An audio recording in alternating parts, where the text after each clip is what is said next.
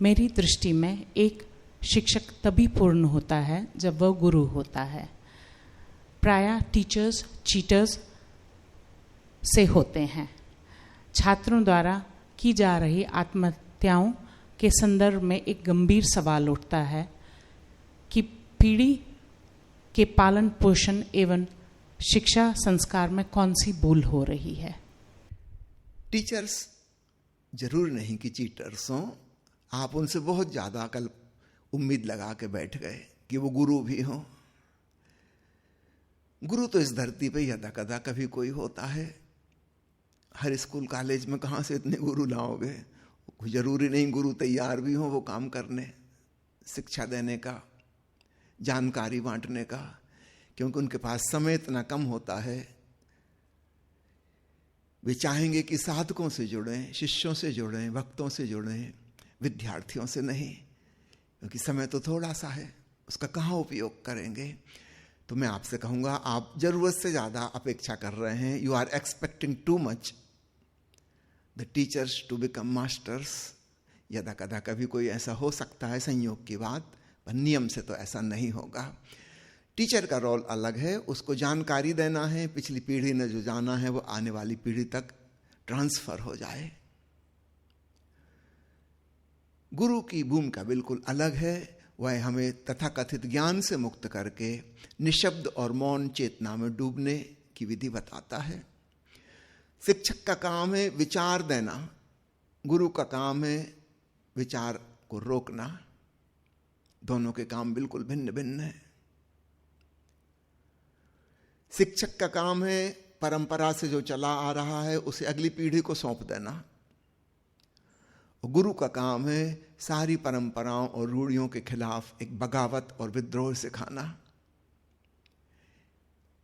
एक क्रांतिकारी व्यक्तित्व पैदा करना जिसके भीतर अपना विवेक हो। जब बहुत जानकारी हमारे सिर को बोझल कर देती है, हमारा विवेक दब जाता है, सो जाता है।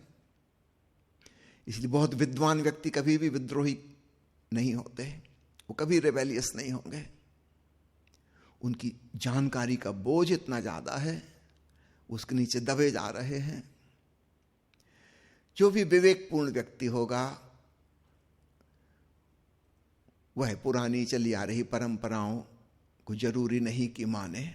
वह अपने ढंग से अपनी जिंदगी जिएगा। वह एक स्वतंत्र व्यक्ति होगा और यही वह दूसरों को सिखाएगा कि तुम भी स्वतंत्र बनो। तो दोनों की भूमिकाएं बिल्कुल अलग अलग हैं। फिर दूसरा सवाल आपने जो पूछा है, अक्सर सुनने में आता है किसी विद्यार्थी ने आत्महत्या कर ली। इसके लिए जिम्मेवार विद्यार्थी नहीं है, बल्कि माता पिता और पूरी शिक्षा प्रणाली है, जो उनको फोर्स कर रहे हैं कुछ बनने के लिए। जबरदस्ती एक रास्ते पर उनको धक्का मार दिया है और प्रतियोगिता में लगा दिया है। सदगुरु ओशो कहते हैं, महत्वाकांक्षा रहित, तुलना रहित, प्रतियोगिता रहित शिक्षा होनी चाहिए। जब तक वृहत पैमाने पर ओशो की बात लागू नहीं हो जाती, यह दुर्घटना घटती ही रहेगी। वो बच्चे फ्रस्ट्रेट हो जाते हैं, थक जाते हैं, उनकी औकात के बाहर है पास होना। वो क्या करें, क्या मुंह दिखाएं। अहंकार और प्रेस्टीज का सवाल हो जाता है। वो माता पिता उनसे बड़ी आशा लगाए हैं जो पूरी नहीं कर सकते। थोड़े से लोग कर पाएंगे, अधिकांश लोग तो नहीं कर पाएंगे। उनका जीवन बड़ा दूभर हो जाएगा, वो डिप्रेशन में पहुंच जाएंगे। डिप्रेशन की गहराई में सुसाइडल टेंडेंसी पैदा हो जाती है। तो इसके लिए वह विद्यार्थी जिम्मेवार नहीं, वह तो शिकार है एक सामाजिक ढांचे का। He is just a victim. वह दोषी नहीं है, दोषी हमारी प्रणाली है शिक्षा की। माता पिता को सजग होना चाहिए। शिक्षा प्रणाली कब बदलेगी पता नहीं।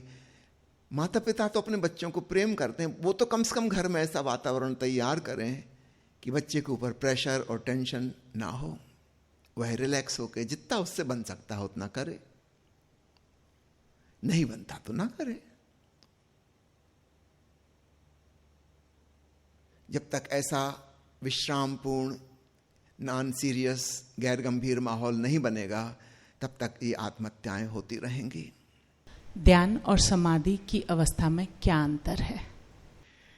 ध्यान में साक्षी भाव तक हम जाते हैं, ऑब्जर्वर एंड ऑब्जर्व्ड। समझो मन में विचार चल रहे हैं और आप उसे देख रहे हैं, तो आप मन के विचारों से भिन्न हो गए, दूसरे हो गए। इसको हम कहते हैं ध्यान, मेडिटेशन। समाधि में द्वंद्व नहीं रहता, द्वैत मिट जाता है। जिसे हम जान रहे हैं हम वही हो जाते हैं। उपनिषद में ऋषि कहता है कि ब्रह्म को जानने वाला ब्रह्म ही हो जाता है। हाँ, शरीर की क्रियाओं को जानने वाला शरीर से भिन्न हो जाता है। मन के विचारों को जानने वाला मन से भिन्न हो जाता है। हृदय की भावनाओं का निरीक्षण करने वाला भावनाओं से भिन्न हो जाता है, दर्शक दृष्टा बन जाता है। संसार की घटनाओं को जानने वाला संसार की घटनाओं से पृथक अपने आप को महसूस करता है। तो ध्यान हमें पृथकता सिखाता है। महावीर ने इसके लिए शब्द उपयोग किया है, भेद विज्ञान। भेद होता है कि क्या मैं हूं और क्या मैं जान रहा हूं, ज्ञाता और ज्ञेय, नोअर एंड नोन, दृश्य और दृष्टा का भेद खड़ा होता है। ये ध्यान है। अब इसके बाद अगली सीढ़ी आती है, साक्षी होकर हम अपनी चेतना में गूंज रहे ओंकार के संगीत को सुनते हैं, अंतराकाश में व्याप्त आलोक को देखते हैं। देखते देखते, सुनते सुनते हम उसमें लौलीन हो जाते हैं, घुल मिल जाते हैं, एक हो जाते हैं। जैसे नमक का पुतला सागर की गहराई नापने चला हो और स्वयं घुल गया, सागर ही हो गया। सागर को उसने जाना, लेकिन अभिन्न होकर जाना, जिसको हम कहते हैं अनन्य भक्ति। अब वो कोई अलग नहीं है, वो दृष्टा और साक्षी नहीं है, वह खुद सागर हो गया। हमारे प्यारे सद्गुरु ने अपना नाम परिवर्तित करके ओशो रखा। इस शब्द का वही तात्पर्य है। जैसे कबीर ने कहा है, बुंद समानी समुंद में सोकत हेरी जाए, हेरत हेरत हे सखी रहा कबीर हेराए। अब वह पानी की बूंद सागर में गिर के खुद सागर हो गई, वो अलग नहीं बची। तो ध्यान में, साक्षी भाव में हम अलग होते हैं। समाधि में एकात्म फलित हो जाता है, हम एक ही हो जाते हैं। ध्यान ही आगे चल के समाधि बन जाता है। संतगण बताते हैं कि यहाँ कोई हमारा नहीं है।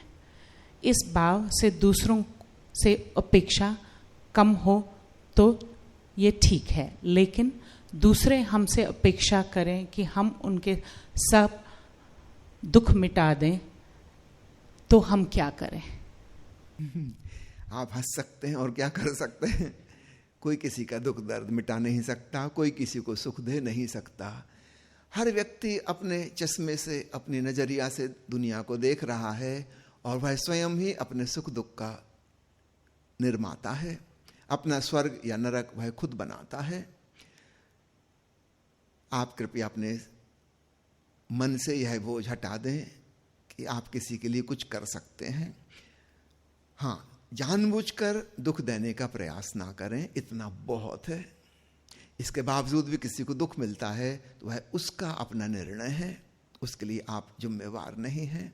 आपके भीतर दुर्भावना ना हो, आपने किसी को दुख नहीं देना चाहता, आप सुख देना चाहते हैं और यही भी जानते हैं कि वो दूसरे के हाथ पर है, वह मालिक है, लेगा कि नहीं लेगा। लेकिन आपके भीतर सद्भावना है, बस इतना बहुत है। इससे आगे आपको चिंतित होने की कोई जरूरत नहीं।